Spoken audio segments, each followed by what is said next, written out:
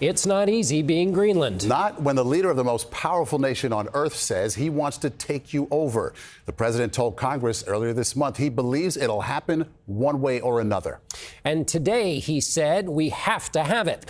His vice president was in Greenland today on something of a scouting mission. But Greenlanders, there are about 57,000, are making clear they don't want to be a part of the United States. 4 political parties opposed to a U.S. takeover formed a ruling coalition yesterday in Greenland's parliament.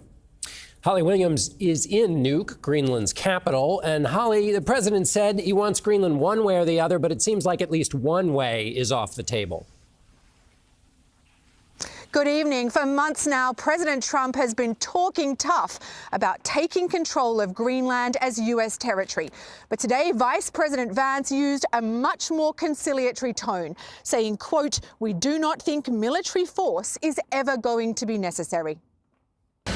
The Bidufik Space Base is America's northernmost military outpost. The Vice President used his brief visit there today to play up how Russia and China could threaten Arctic security. A lot of people are making a play. We know that America cares about the security of this island.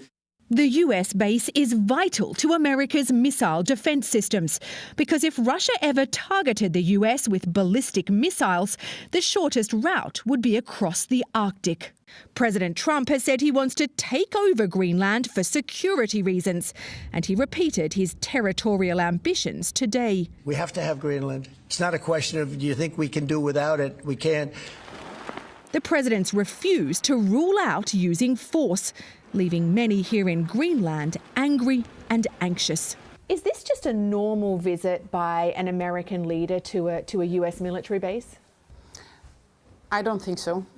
Vivian Motzfeldt is Greenland's foreign minister and told us she wants cooperation with the US, not domination. You just don't take over. You speak and you talk. That's all politics is about. Sounds like you're saying you want respect. We want respect, yes, of course. I mean, it's 3 times the size of Texas. Trump's supporters are rare here, but one of them is Jorgen Boesen, a bricklayer. I ordered it on the internet. He believes what President Trump really wants is a deal to build more military bases in Greenland. He's not evil, man. You also think he doesn't really want Greenland to become part of US territory? It's about negotiation tactic. This is because he's a businessman, so I trust him. He's a good man. So, Holly, if this is in fact a negotiation, what would Greenland need to give up?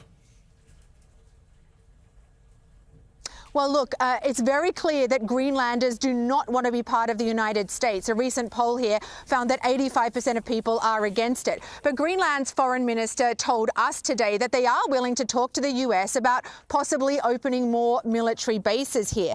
Now, it's possible that the president's tough talk is simply, a negotiating tactic, that he's demanding more that he actually wants. Because today, Vice President Vance said he's confident they can, quote, cut a deal Donald Trump style. Holly, where's Denmark in all of this? Well, Greenland is a semi-autonomous part of Denmark. Denmark colonized this place hundreds of years ago.